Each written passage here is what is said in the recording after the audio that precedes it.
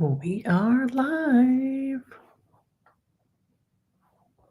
Come in and say, hey, happy Friday. How y'all doing?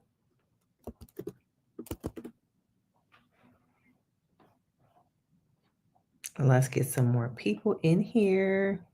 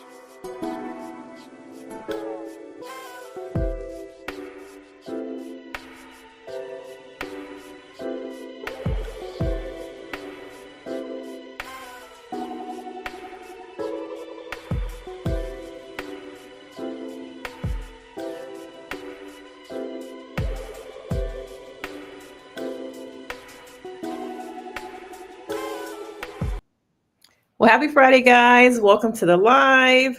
We made it through. We made it through January.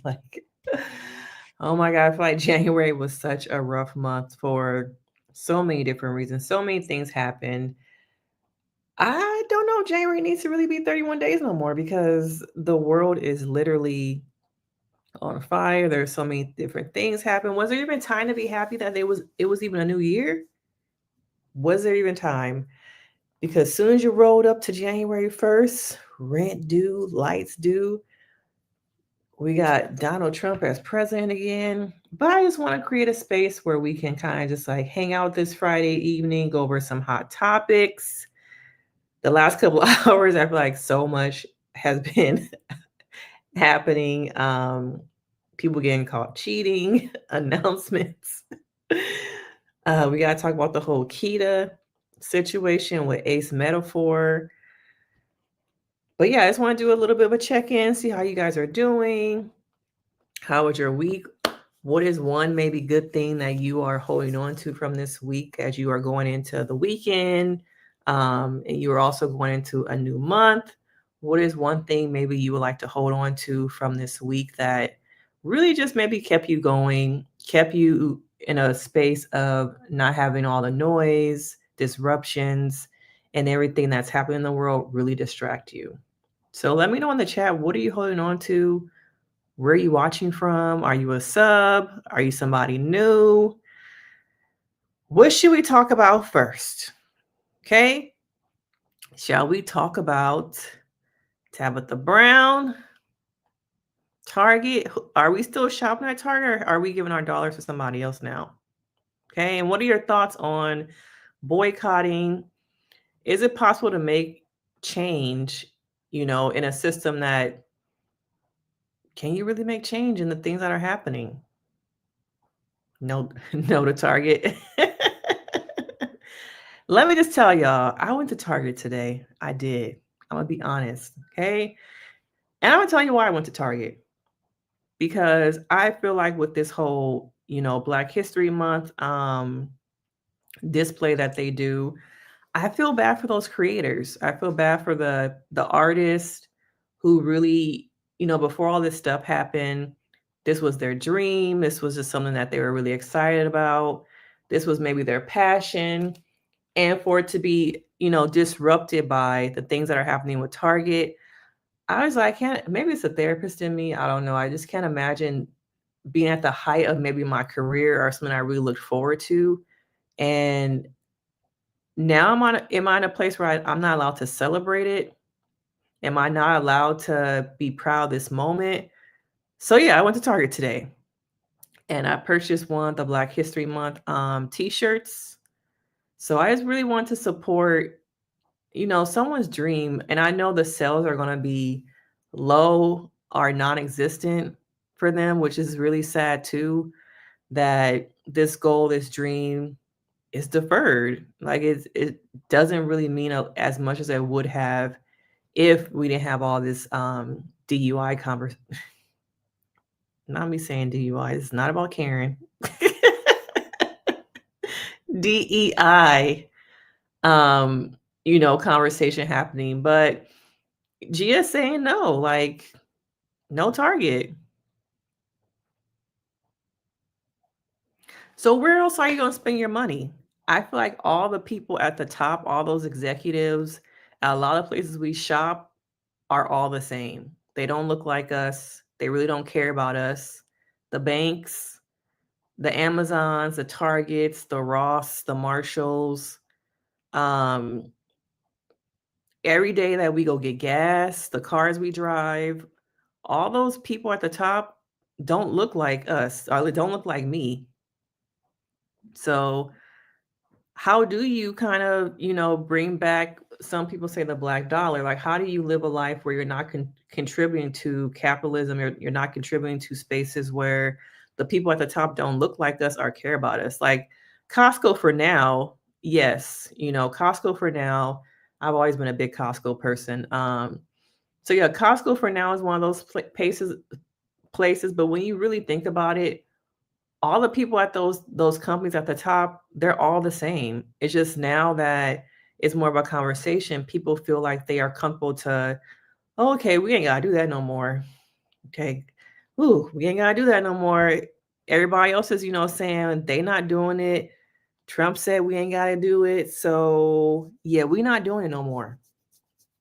Okay. And there are other companies that are just going to slowly, phase it out, not probably have a big announcement about it. But for me as an individual, when I really think about things, the bank I go to, the gas I put in my car, where I get my groceries from, all those, places at the top, the executives, when you go to their website, do you see people of color? No. And in my area, I don't know of any Black grocery stores. Um, you could buy all your clothing from Black businesses online, so that's an option. I don't know how you're gonna get around though, because I don't know about no Black gas stations, depending on where you live at. But it's good that Costco is at least standing on it. There's a part of me that's like, okay, how long can they really do it before cracking to the pressure? Are there being some other kind of repercussions for them where they have to kind of switch it up like everybody else is?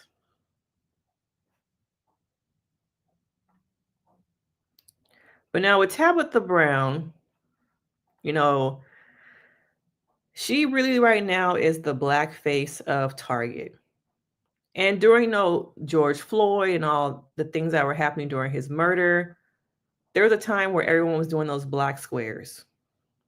Okay. And I think, executives, companies realize, oh, we got to do more than that. The black squares is not enough. Ugh, they want more. Dang, this white guilt. Okay, what can we do? Oh, okay, let's you know what? We'll put their businesses on the shelf. Yeah, that's what we'll do. We'll do some scholarships. And then eventually it'll like go away, right? Yeah. Yeah, okay. Let's put some stuff on the shelf. Okay. Let's highlight Black businesses. You know what? For Black History Month. Okay. And then they had the Black Beyond measure, I think, in Target. Yeah, we can highlight creators, we can have fabrics. Yeah. But you know what we're gonna put in the back? Okay, because we can't let them know they got us. We're gonna give them a little bit. And then eventually, time will tell and we won't have to do it as much. Okay, we really won't. And so that to me is what really the white guilt got to them. And everybody was, saying that they're going to pour dollars into Black businesses. And you saw the rise of people like Tabitha Brown, being in Target. What were some other companies that you guys saw doing more I think even Bath and Beyond, they did like some Black History Month stuff, but they to me are what they call it, pink washing. They do just a little bit. Okay. They don't do a lot. They make it seem like they're really contributing, but they really ain't. Okay. So now that the times have passed, it's been about what, 4 or 5 years. Oh, thank God Donald Trump is here. Like I'm so tired of like having to make these people of color feel comfortable. Okay. I really never liked Black people. Can I say that? Yes, I can say that now. I can say it. Them Blacks, them Latinos, yeah, they're taking our jobs. And I can say it with my whole chest now because you know what? The president is saying it. And all these thoughts have been there, but now it's a space of, yeah, yeah. I feel like I'm doing something now. I feel special because I can say it out loud and say it with my chest. Yeah, I was reading that today that they do benefit the most from DEI programs. So as we, Tabitha Brown, okay, she's been facing some backlash because people feel like her wording was that, it would hurt her business if we were to boycott. That's pretty much, is that the gist of it? Was it anything else that she really said? Um, but it's basically like, if you guys boycott, it'll hurt my business. As disheartening as it is for me, I am not the only one affected by this. It's important for everyone who is a woman-owned business, minority business, Black-owned business. It's so many of us who have worked so hard to be placed in retail, to finally be seen, and a proof of retail. Okay, contrary to whatever the world might tell you, it's been very hard for Black-owned businesses to sit on shelves. Yes, we know that. Okay, which is why it's such a big deal when we do and find land inside of retail. It's definitely heartbreaking to feel unsupported. Okay, now whose side are you on, y'all? Are you on Tabby's side? Yeah, they couldn't wait, girl. They couldn't wait. And it's crazy some of the things you hear, people saying. What was it? Robert F. Kennedy saying that Blacks should have separate um types of immunizations, and he just shaking. I heard somebody make a comment. This is not from me though. This is from a podcast I was listening to, that he is one cough away from being like Jimmy Carter, I think they said something like that. I was like, dang. But yeah, they gotta pretend no more. But do you guys feel like what Tabitha Brown said, is it more about the work that she has put in and other Black creators, businesses have put in to get into Target, is what she was trying to say, and people maybe twisted her words or got what they want to hear from it? Because people will always put a spin on things. It seems like to me she was really trying to.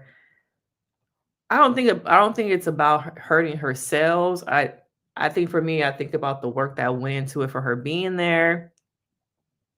And I do think about the people who, it takes a lot to get into like retail. All these Black businesses, the Mayels, the hair care lines, what's going to happen to all those things. So I do think about that kind of stuff.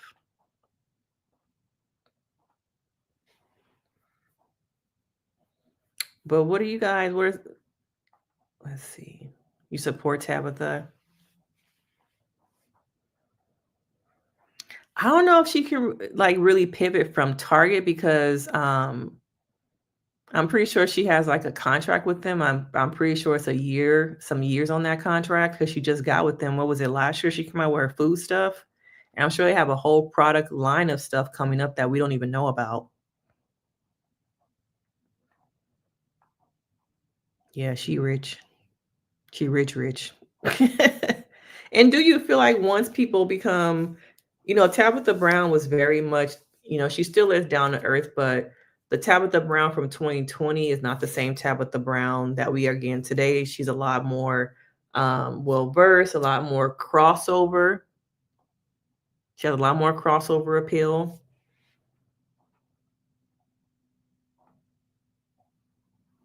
But aren't y'all supposed to be boycotting Amazon too?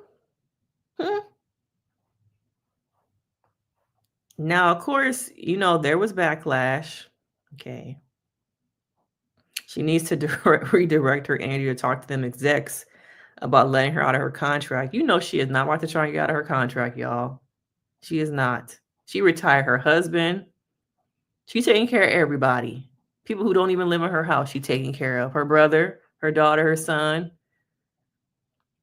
Instead of talking to Black folks about rightfully taking back our dollars elsewhere, literally anywhere else.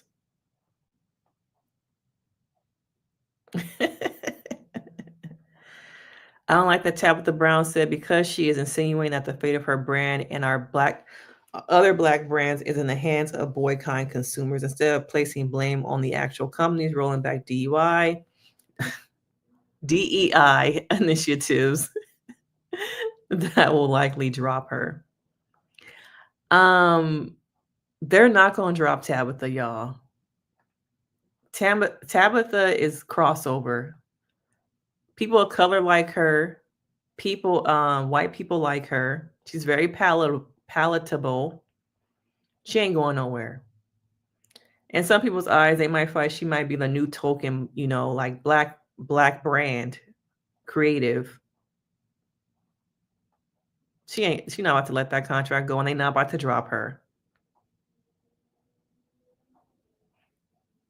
You really feel like she was on the internet trying to beg people to keep her rich? I think she's rich without the Target money, though. I did see a post where I think she's coming out with a book, or she had a book, a children's book, and she was asking people to buy it directly from the publisher. Not shopping at Target. Yeah, Target been pretty empty, y'all. Pretty empty. It's pretty empty. So where do you guys think that people are shopping other than Target, though? Walmart is the same thing when it comes to the DEI. Walmart's the same thing. What other options? Amazon is the same thing. You got Jeff Bezos at the inauguration. Okay, so where else you gonna get your stuff at? Where you gonna get your detergent from? CBS? Because let me know, what alternatives are y'all using?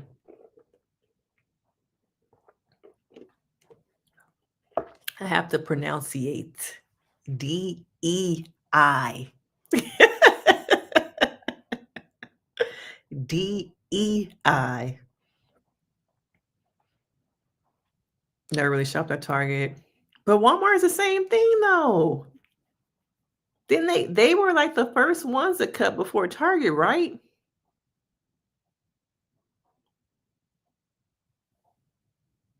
So it's like, okay, if people are not going to shop at Walmart, they're not going to shop at Target. Where y'all going?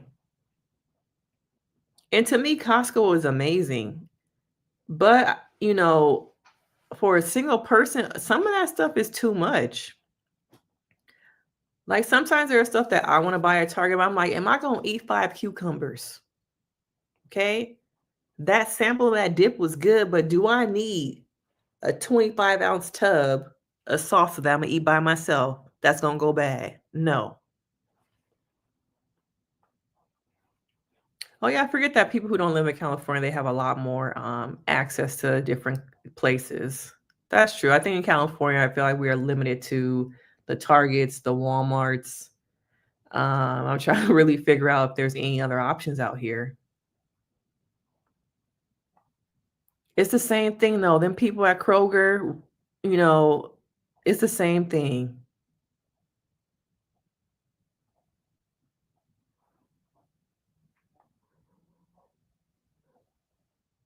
But yeah, in California, we're very limited to Sam's Club, Costco, Target.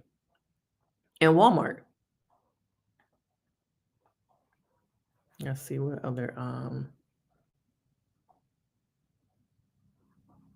I am in business in multiple ways, with Target, with Walmart, um, and Amazon, right? I sell Donna's Recipe, my hair care products, right, are on Amazon. They're also also on Amazon. in Target. And of course, I have a huge partnership um, with Target. I sell my seasonings at Walmart. And Sam's Club. I see I them do there. business all over, just like many other people. And what I can tell you is if we all decide to boycott and be like, no, we're not spending no money at these organizations, listen, I get it. And if that's how you feel, honey, I 1000% get it. But so many of us will be affected, and our sales will drop, our business will be hurt. And if any of you know business, it doesn't just happen overnight where you can just go take all your stuff and pull it off the shelves. There's a process, and then you gotta, like, where you gonna put it? You gotta have a place to store it. That's money, right? You gotta have another place to sell it, which is almost impossible sometimes. And even if you sell online, it's a process when it comes to business. And everyone does not have the funds or the means or the availability, the space to house their own products, right? But the thing that concerns me the most, and I want you to hear me and hear me well, if we all decide to stop supporting said businesses and say, you know, I can't buy nothing from there, even the businesses who were affected by the DEI ban, right? Wait a minute, hold up. One of y'all commented something. Okay. Y'all still got big lots? In California, we do not have big lots. I love big lots. But yeah, I think I saw somewhere, didn't it say that if we boycott Target for 30 days or something, it was gonna cost them like $86 billion? It was something like that. Was it $800 billion if we boycotted for 30 days? Um, but yeah, my thing is it's also going to be a ripple effect. So it's not only going to hurt Target, but it's going to be slow. Okay, so here in California, people are already, um, don't have jobs. Their hours are being cut, and so if business is slow for Target, that means that's going to affect a lot of families because their hours are going to get cut, or they're going to be let go. Um, because no, they don't need them. They already have a lot of self checkout. So I'm not siding with, Tabitha or Target. I just think that there's going to be a whole ripple effect here when it comes to the economy from a California perspective. This is just from my perspective of living in California. But you're right, it is way bigger than Tabitha Brown's business. I think Tabitha Brown right now, as a business owner, as this whole DEI conversation has happened, um, she's become the face of the conversation. She low key begging. Y'all really think she begging?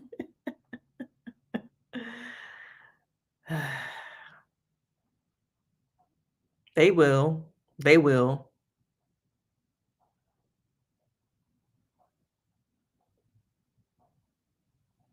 Y'all really buying the notebooks anyway? Them Tabitha Brown notebooks? Yeah, way bigger than Tabitha Brown. But right now, I think she's the face of it. Oh, yeah, Gia, you live in LA? I just think, everything that's happening here, the economy is about to tank. You got the fires, you already had layoffs. Um, the workers who worked in those homes, the housekeepers, the construction workers, the landscapers. Um, Now the whole Target thing is going. A lot of people are about to be out there really struggling.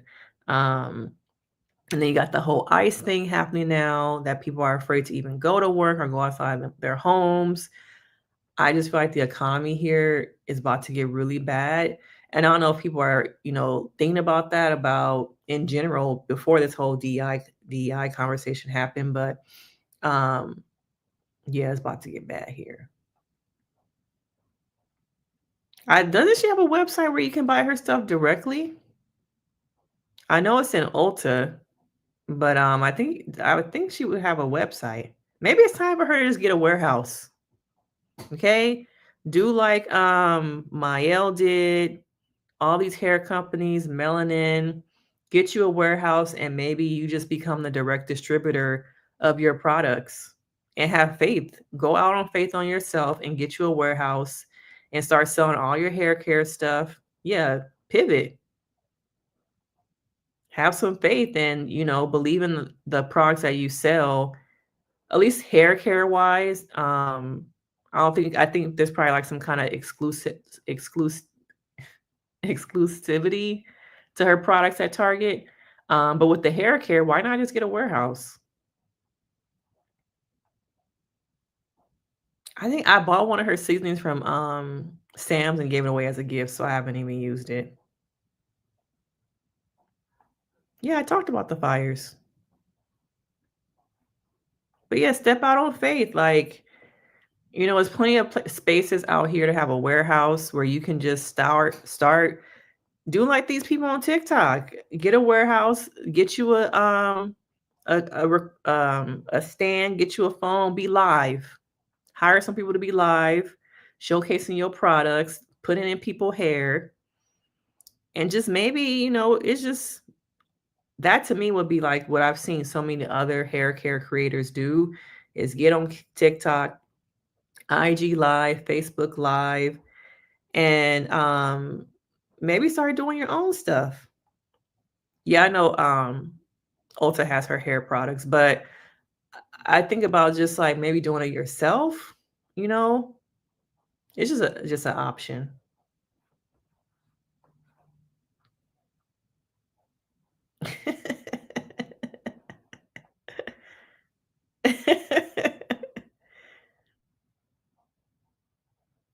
Well, I'm gonna leave this up. So in Braxton news, okay, let me see. We're gonna talk about the Braxtons. Y'all ready for the Braxtons to come back?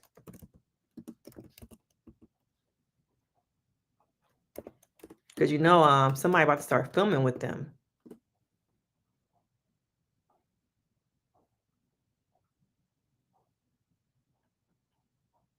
Let me bring up this.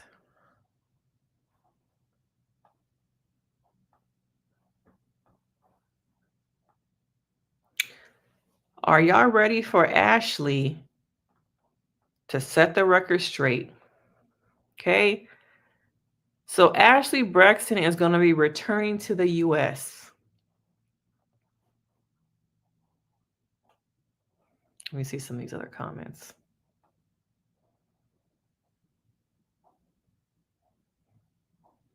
I have bought some. I bought I have this little like coffee cup I have of hers, a serving dish.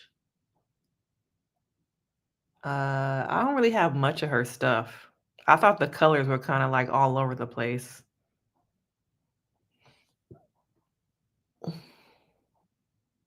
That's true. The economy is. I think it's just like about having faith in yourself. I think a lot of people would buy her products directly from her, especially with everything going on. Um, but maybe even if she isn't, stuck in her contract with Target, think about a business plan of okay, what once this, these contracts are over, what do I want to do for myself? For us as a family, do we want to just do it all on our own, build our own company, start maybe getting some product management or mentorship from people who have had their own warehouses, the Mayels, the real Juju, she had her own warehouses.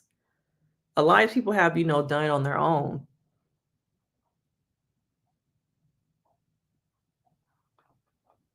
You said that. That is true. They not losing no money. Yeah, she is already a millionaire, y'all. as down to earth, relatable, everyday woman, some of these people try and be, she is a multimillionaire.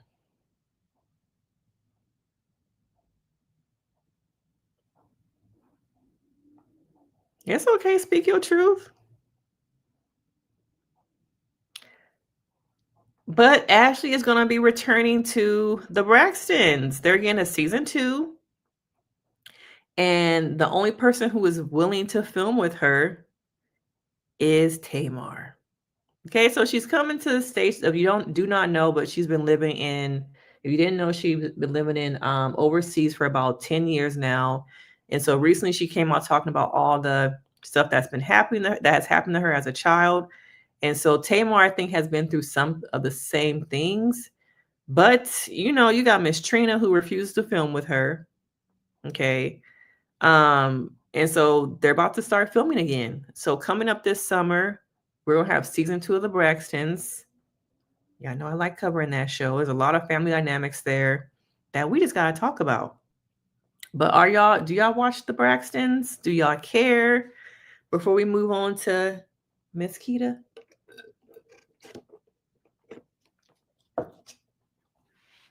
Yes, ready for Ashlee to live her truth, tell her story, and get it all out there. I wonder how it's going to play out if, only her and Tamar are the ones filming. Do you guys think that there will be like synergy, or do you feel like it will be disconnected?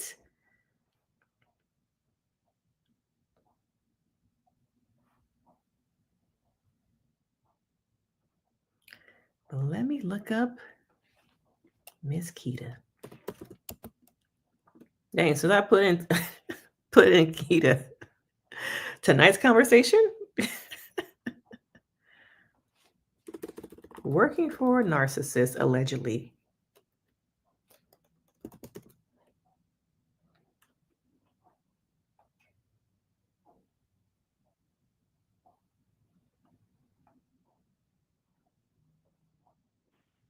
Fran,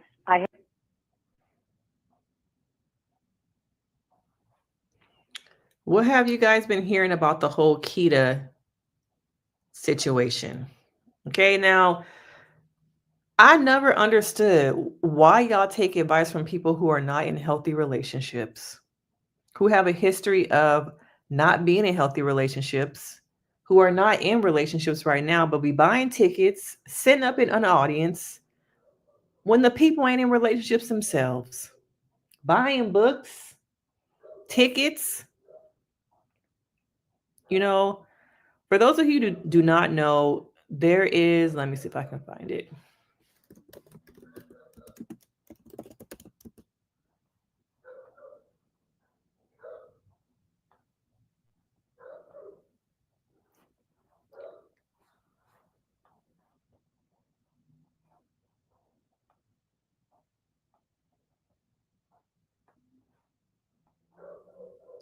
So you have this podcast tour. It's called Tonight's Conversations. Okay. And so it's this group of people who talk about relationship stuff. They have people from the audience come up and ask questions and things like that. And it can get kind of dirty, grimy, because people really share some deep stuff, and they're supposed to be getting advice, solutions from different people on the stage. Okay. Yeah, it's a mess. It's definitely a mess now. So the latest thing is that a lot of people who were on this podcast relationship show, there's been a lot of fallout. Okay. Because of the host, Acemetaphor allegedly is being seen as a narcissist. Okay. And so there was these voicemails being released of supposedly one of the people trying to try and get like $1 million from him. But it really shows the dynamic of working for somebody who is a narcissist, allegedly. Okay. So we got 12 people in here. Is it that everyone has never heard of this whole situation, this podcast?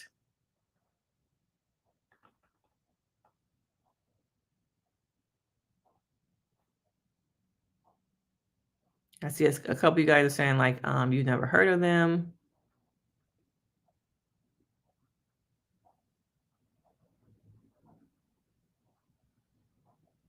Sound like a mess. It is a mess.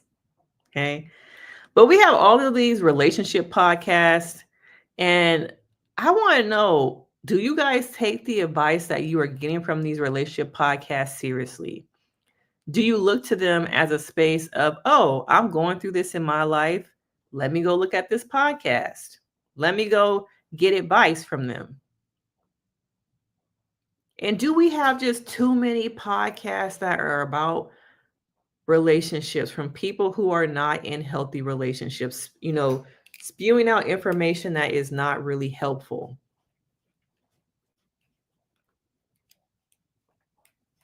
Yeah, I think it's a good idea not to follow them. But everybody and their mama is like, I feel like we're always hearing, oh, me and my husband have started a podcast. Okay. Check us out February 10th. We need to put these podcast mics down. Okay. Because I feel like they are using them as therapy. Okay. Instead of going to therapy sessions, let me just get on this podcast and trauma dump. Not really realizing what my audience might be going through, what might trigger them. I'm just going to get a mic off Amazon, get me some lights, and start talking about relationships.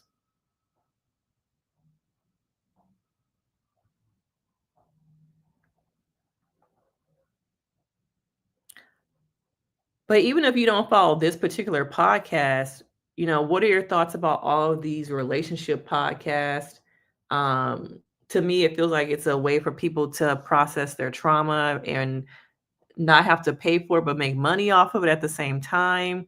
It's just, I feel like there's an oversaturation of these podcasts, and people have not healed from their own stuff, but yet they're sitting on a stage and they're giving advice to people who might need help, like real help.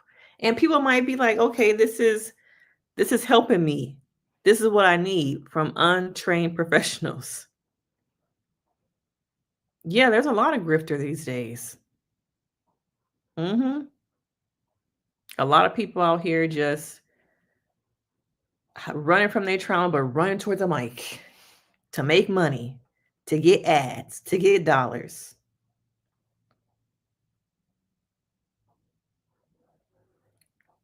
So I want to talk a little bit about that.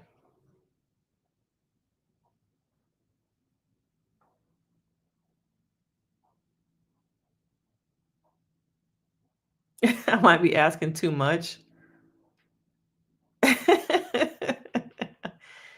Yes. Yes. Trauma is entertainment. All the reality shows, podcasts, people are making money off other people's trauma and their own. We live in a space where people see the train wreck, they see the momentum, they see this person is experiencing some mental health issues, but instead of let's get them help, the Krishans, you know what? Let's put a camera in their face. Let's get them mic. We need a mic to set. I really feel like there's just a lot of trauma nowadays that you just see on TV. You see the dynamic between on these housewife shows, the Love and Hip Hops, the Love and Marriage Huntsville, a lot of these relationship shows. People just come on. Love is Blind is coming up. Earth is Ghetto. Where else can we go? Let me know. Where else can we go? You got somewhere else we could go now? Okay. You trying to get an Elon ship? Elon Musk gonna fly you out to Mars, and then you gonna get stuck up there like them other people who are they really coming back, y'all? Y'all think them people in space are really gonna come back? Yes, I'm talking about outer space, Mars.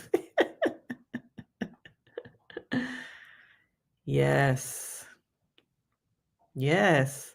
Everybody wants a check. Damn, you said it. Attention is the currency. Damn, that's deep right there. Attention is the currency.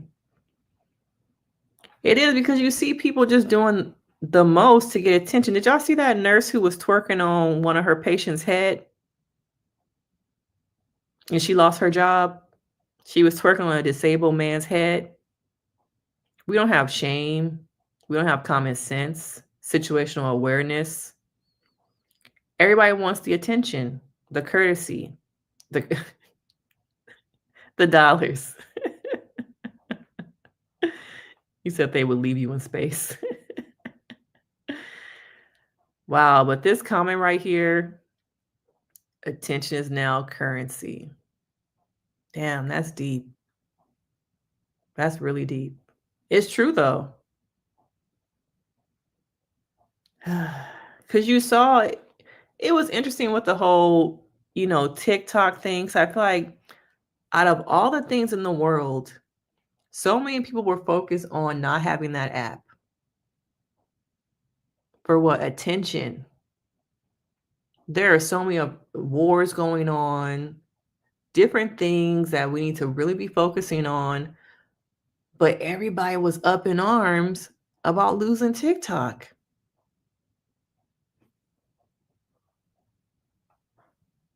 Yeah, it was a young nurse. She had to be in her early 20s. You could see him. I think he was in the bathtub with his head down. Like, I don't know if he was unconscious or just not, able to hold his head up, but she was literally twerking on his head.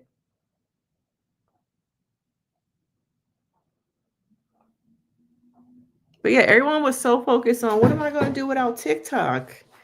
I'm like, out of all the things going on in the world, I am on TikTok, but I'm just like, I could do without it. Okay.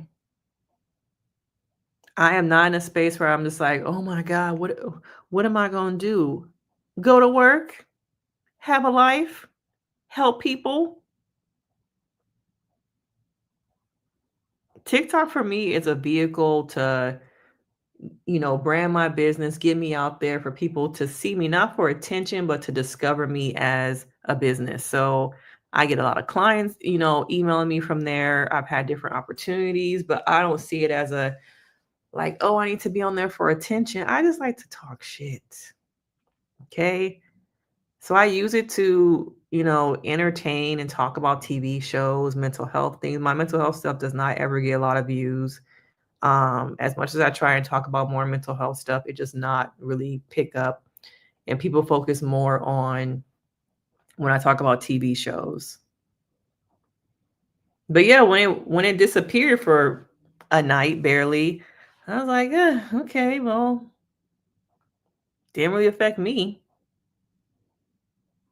Yeah, people need to get some business. They need to get a life. Yeah, too many podcasts. Too many podcasts. Some of them I don't even listen to anymore. The ones that I really used to like, because sometimes it's just like it just feels. Are y'all putting any effort? Are y'all just sitting in the house on Zoom, on the couch, just having conversations? Like one of the podcasts that I really used to like, and I'm not sure if I've outgrown it, but I really used to like listening to the read. But I just feel like it changed so much the last probably 2 to 3 years that recently I'm just like, I really don't listen to it as much anymore because I feel like the quality versus quantity of these, podcasts, that's what people focus on, is the quantity over quality.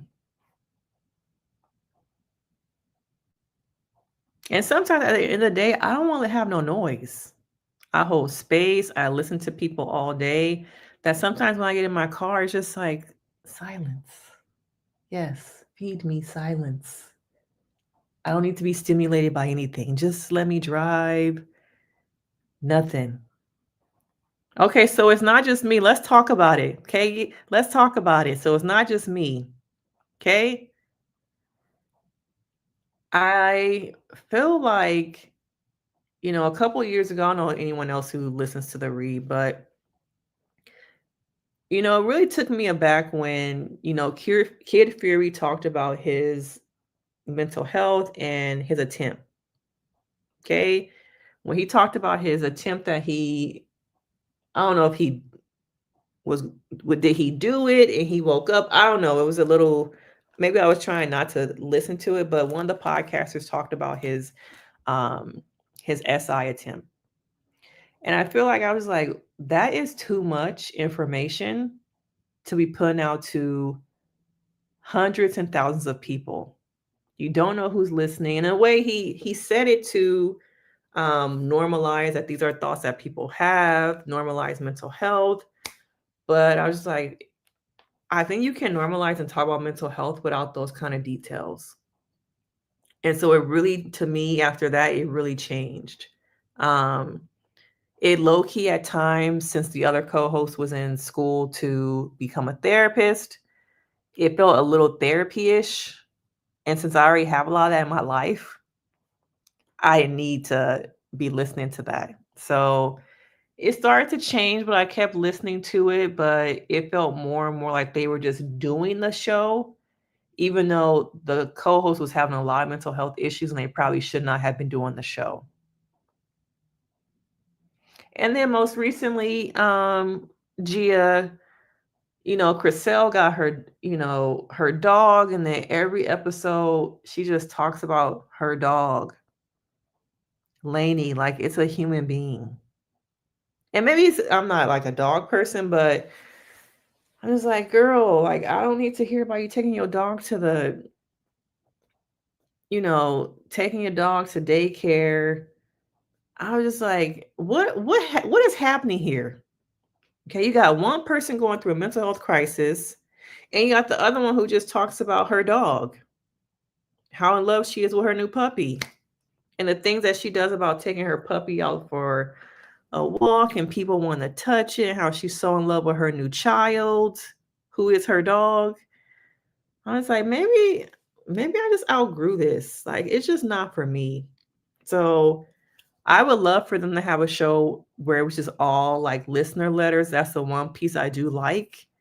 Um, so y'all both used to listen. Wow.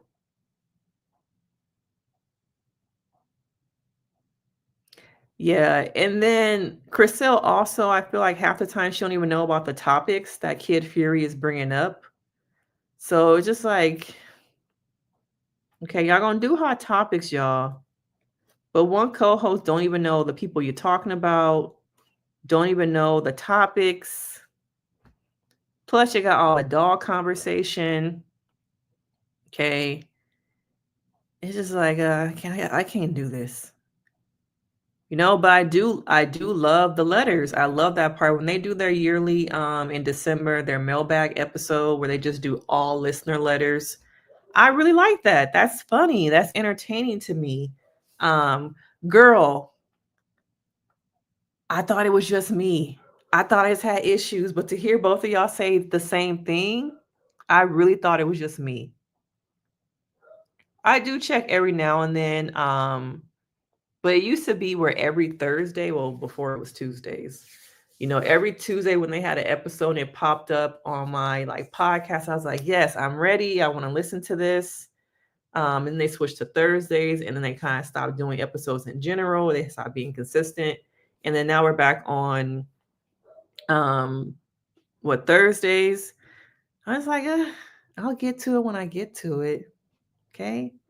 Yeah, I check in here and there. But soon when I'm driving, I hear them start talking about the dog. I hit the fast forward. I'm like, okay, I don't need this. And then it will literally be the first 40 minutes of the episode will be about them talking about her dog. And I was like, I can't do this, y'all. I can't. But yeah, I like the letters also. The letters to me are the best part. Back in the day, the reads were also the best part, but it's not that good anymore either. Don't even pass the read no more. But they're making a lot of money off that podcast because the last 2 years they have got they got more ads. And I feel like during the pandemic, it was only like one ad midway. And I think now it's probably like, what, 4 ads? So they're making money off the podcast. And then Chriselle kind of at times acting like she broke and she's a struggling student. It's like, girl, you are not broke. You have a celebrated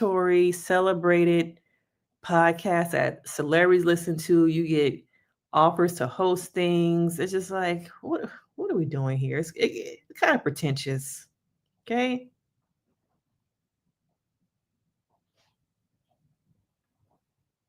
But are there any other topics y'all wanted to kind of chat about before I maybe hop off? They are OGs though. What do you think they should pivot into? I think Kier Fury probably does very well with his comedy tour and Patreon. I know Chriselle does not like doing that kind of stuff.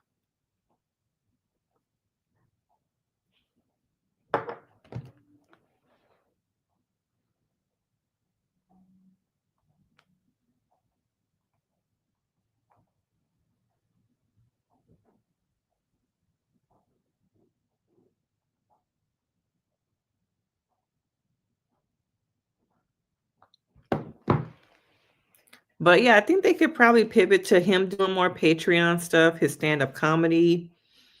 I'm surprised she really hasn't gone more into the mental health space in some ways, like having her degree. Maybe she could co-host the podcast, Therapy for Black Girls, her and Dr. Joy. Dang, did I listen to one of the episodes? Let me look it up. What is it called? Ratchet and Respectable.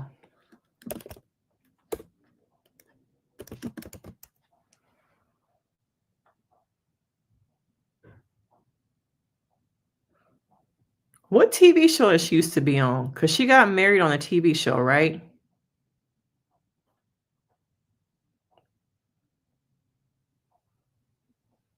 Do y'all remember? I know you probably do know what was a TV show that Demetria was on?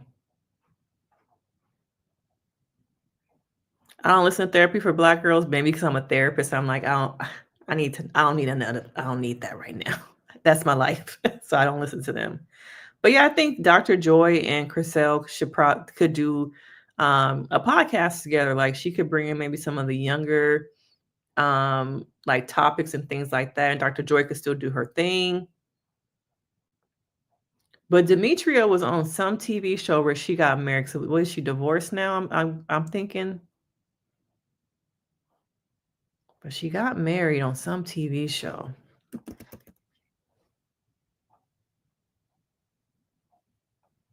She still looks the same. But that's what I remember her from, was she was on the TV show.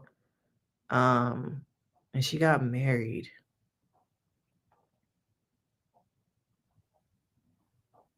But it looks like nobody really remembers.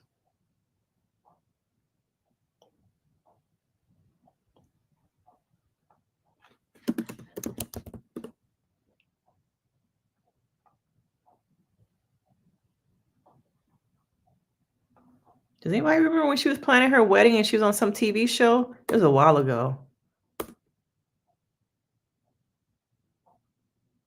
Oh, was it this guy, Greg? Oh, was it Blood, Sweat, and Heels? Anybody remember that TV show?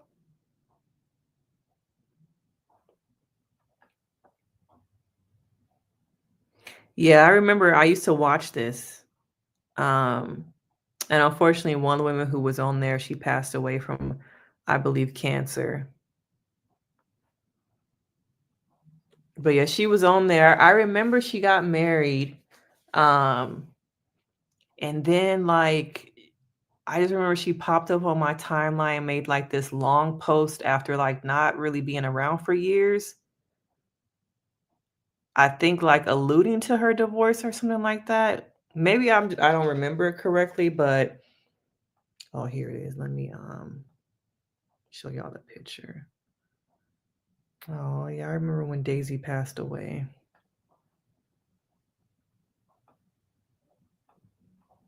Yeah, it was sad when Daisy passed away.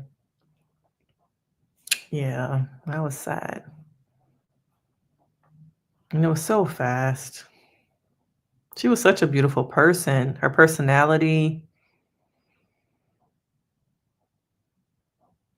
She was so young. Wow, that was almost 11 years ago.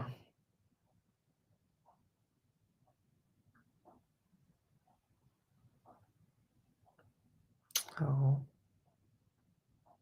Yeah, I remember watching the show. It was really good. Yeah, Blood, Sweat, and Heels. Oh, okay. I really don't follow her. Um, but her stuff time to time pops up on my feed. She has a blog, right, where she talks about TV shows, and I remember her being a blogger like back in the day, but I think she still blogs, right? This was a good show. Also, what's the girl that's on the Joe Budden podcast? Is her name Melissa? She was on here too, on this show, Blood, Sweat, and Heels. See, I've been watching TV for too long. This was a good show. This was the original To Meet Harlem, which this season is kind of trash, y'all. Melissa Ford, yeah. Melissa Ford, who now also has her own separate podcast. Like, damn, girl. But yeah, this was a really good show. This reminded me of the original Harlem. They were all just trying to figure out life. Does anybody remember who the fourth girl was?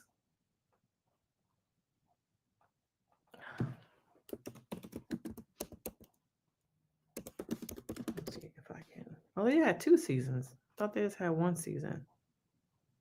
Okay, let me pull this up.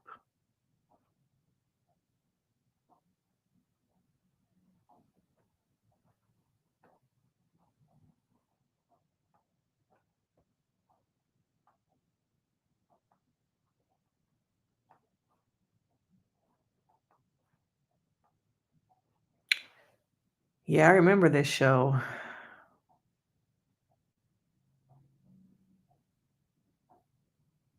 I didn't know it got 2 seasons though. Do y'all remember this show? We taking it back.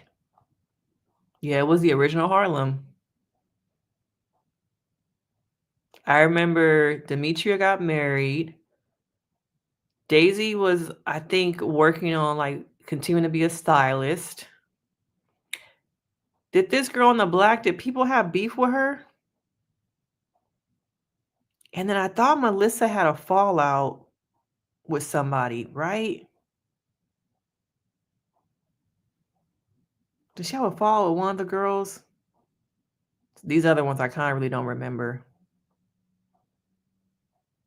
It was a good show. Taking me back. Okay. But yeah, I just wanted to hop on for a little bit, talked about some topics, check in with you guys, talk, conversate. Let y'all know we made it through the month. We made it. Hold on to that you made it. But I hope you guys have a great rest of your evening. Okay. I remember something with the one in the black dress. Something was going on there. Okay.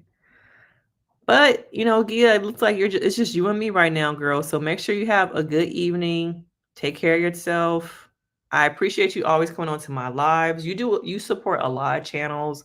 I see you sometimes when I watch other people's lives, the comments, you supporting them.